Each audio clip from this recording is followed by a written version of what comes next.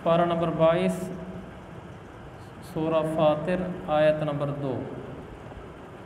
अऊज़ु बिल्लाहि मिनश शैतानिर रजीम बिस्मिल्लाहिर रहमानिर रहीम।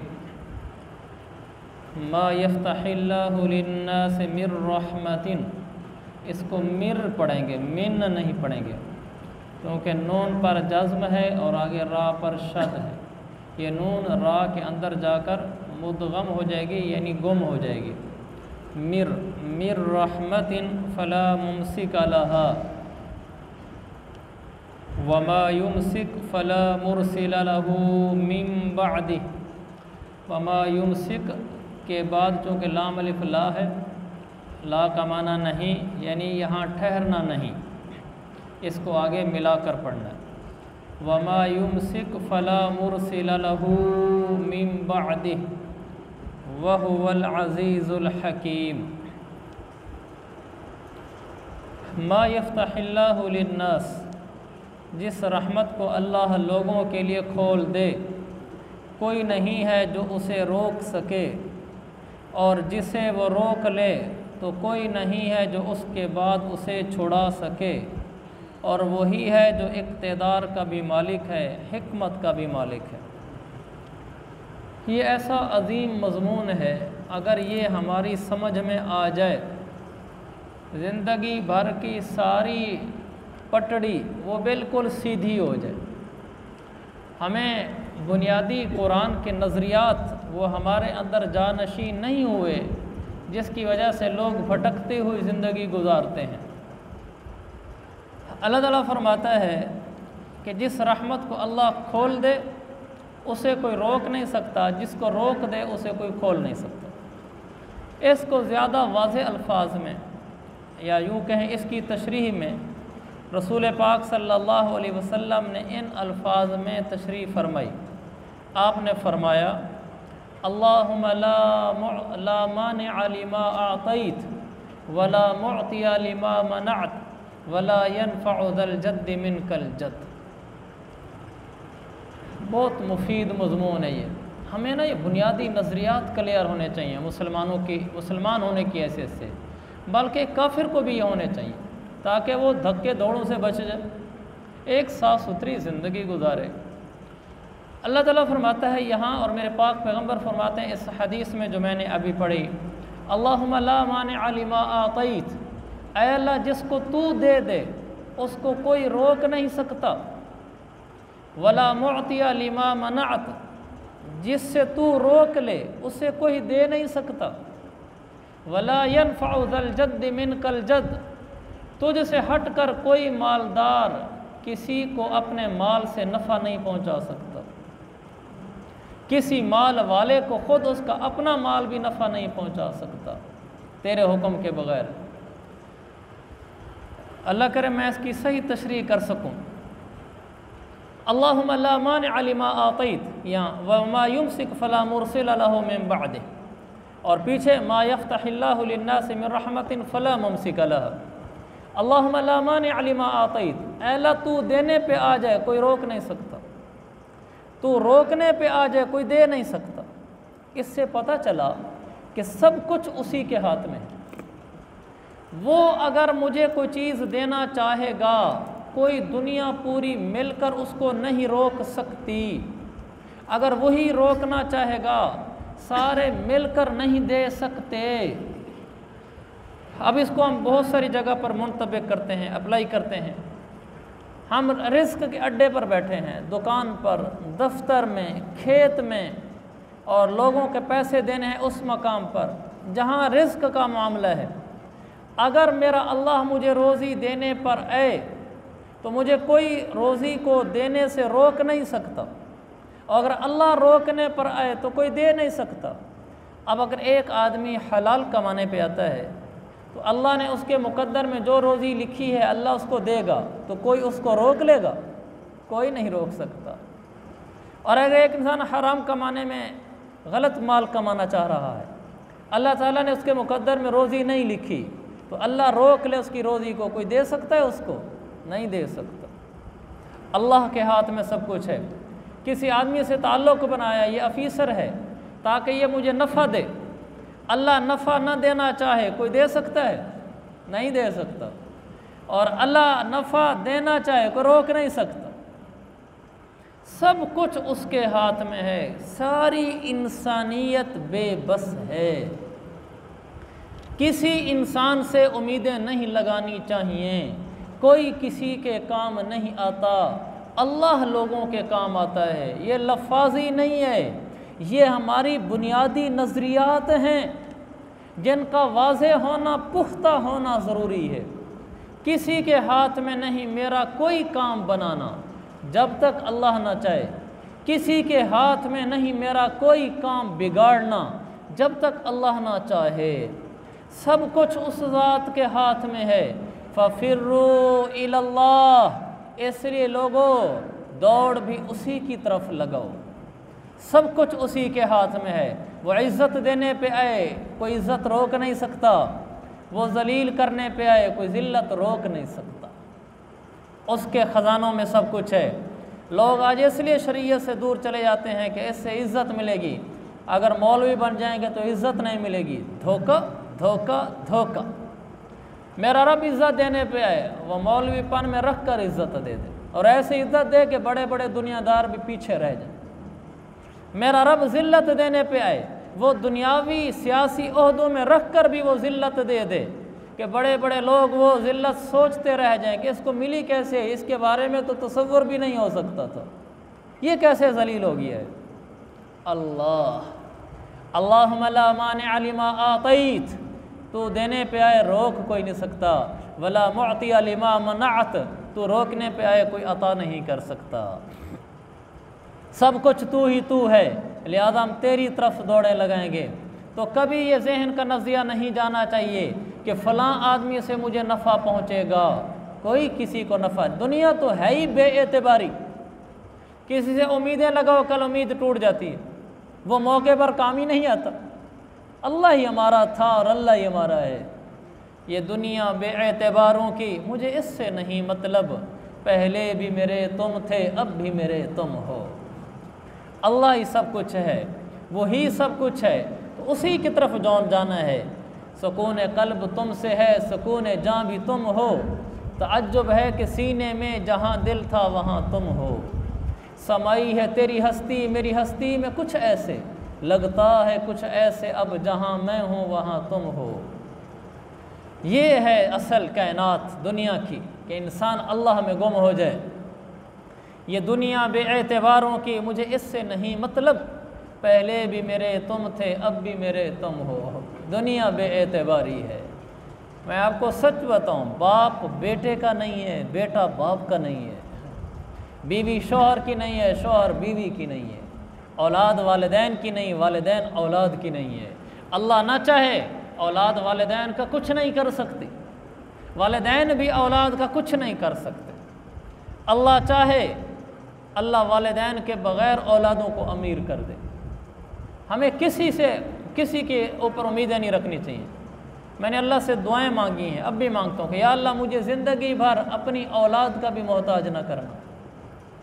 यानी वो दिन ना आए कि मैं ये कहूँ कि मेरी औलाद मुझे आज खिलाएगी, मेरी औलाद मेरा इलाज करेगी।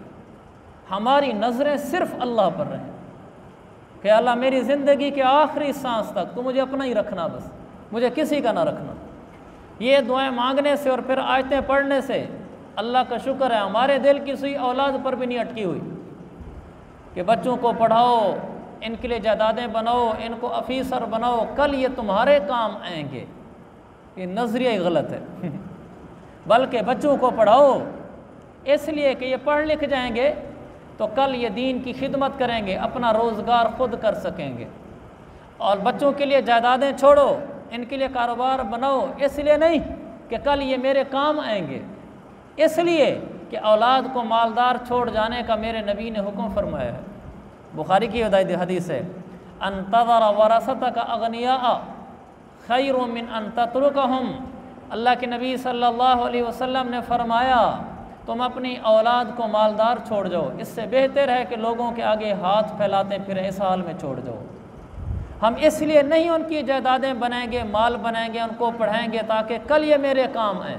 ये बुनियादी गलत है। इसलिए तालीम दिलाएंगे, पढ़ लिख जाएंगे, दीन की कहीं खिदमत कर पाएंगे। इसलिए उनको जायदाद के इंतज़ामात करेंगे उनके लिए कि मेरे नबी ने फरमाया उनको खाली हाथ ना छोड़ जाना। इसलिए नहीं कि कल ये मेरे काम आएंगे।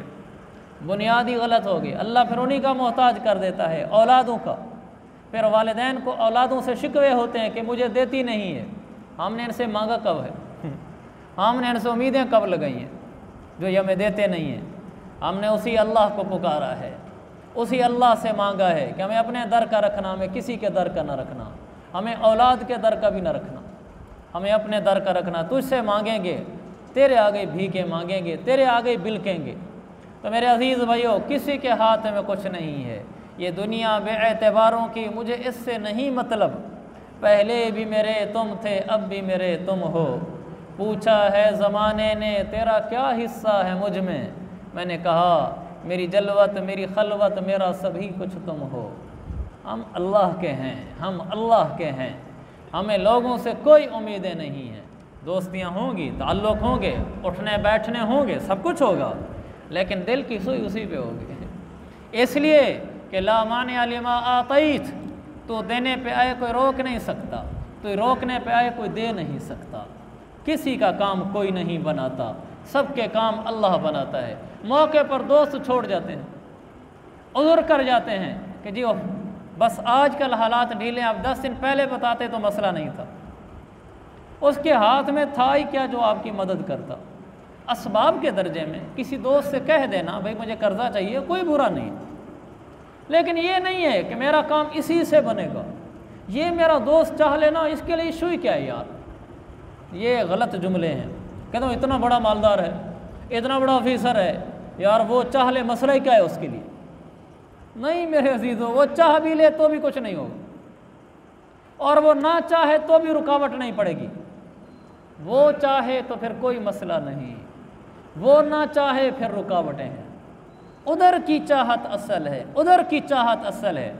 सबब इख्तियार कर लो, सफारिश भी करवा लो, जायज़ सफारिश, कर्जा भी ले लो, अल्लाह के नबी ने लिया है, कोई हर्ज की बात नहीं। लेकिन कर्जा मांगने से पहले कहो अल्लाह इसके हाथ में कुछ नहीं, तेरे हाथ में है, मेरी ज़रूरत तो पूरी फरमा, सुन्नत की वजह से कर्ज लेता हूँ। फिर उसने इनकार कर दिया, कोई दिल दुखी नहीं है, उसके हाथ में तो था ही नहीं, हमने तो सुन्नत पूरी की है कर्जा लेने से, देना तो उसने था। ये नहीं कि यार हम तो सारी ज़िंदगी मदद करते रहे, आज हमें ज़रूरत पड़ गई तो लेफ्ट ही नहीं करवाई, नाराज़ में फिर रहे होते हैं। नहीं भाई, पहले भी मेरे तुम थे, अब भी मेरे तुम हो। हमारा तो अल्लाह सब कुछ है, उसने नहीं दिया कर्जा, फिर मुसल्ला उठा लेंगे, या अल्लाह मांगा है मिला नहीं है, देना तो तू नहीं था, तूने नहीं चाहा अभी तक, तू चाह ले। हर जगह अल्लाह, हर जगह अल्लाह, हर जगह अल्लाह। आप एयरपोर्ट में दाखिल होने लगे, आपका वहाँ कोई वाकिफ़ आदमी है, अपने का मसला ही कोई नहीं, हम तो जल्दी से बाहर निकल जाएंगे। हाँ, आप हॉस्पिटल में दाखिल होने लगे, अपने मसला ही कोई नहीं, फ़लाँ ऑफिसर फ़लाँ डॉक्टर मेरा दोस्त है, हम जल्दी एडमिट हो जाएंगे। हाँ, फ़ोन करने में कोई अर्थ नहीं, बाकी जल्दी तब एडमिट होंगे जब अल्लाह चाहेगा, इलाज तब अच्छा होगा जब अल्लाह चाहेगा। अल्लाह नहीं चाहेगा तो बड़े बड़े ताल्लुक़ भी काम नहीं देते, बड़ी बड़ी सिफारिशें भी धरी रह जाती हैं, और अल्लाह चाह ले बिन सिफारिशों के ही काम हो जाते हैं। अल्लाह वैसे ही कर देता है। हमारा शागिर्द है बलोचिस्तान का, तो वहाँ कोई सीटें आई, मुअल्लिमुल कुरान की सीट होती है स्कूलों में बलोचिस्तान में, हमारे यहाँ नहीं है, सरहद में भी होती है। तो स्कूलों में एक उस्ताद रखते हैं जो कुरान पढ़ाता है, वो मदरसे की बुनियाद पे रखते हैं, या एमए की हो इस्लामिया तो भी रखते हैं। तो उस पर बहुत ज़्यादा दरख्वास्तें आई हुई थी, और 10 लाख रुपए तक रिश्वत चल रही थी, और आगे से वो नहीं ले रहे थे।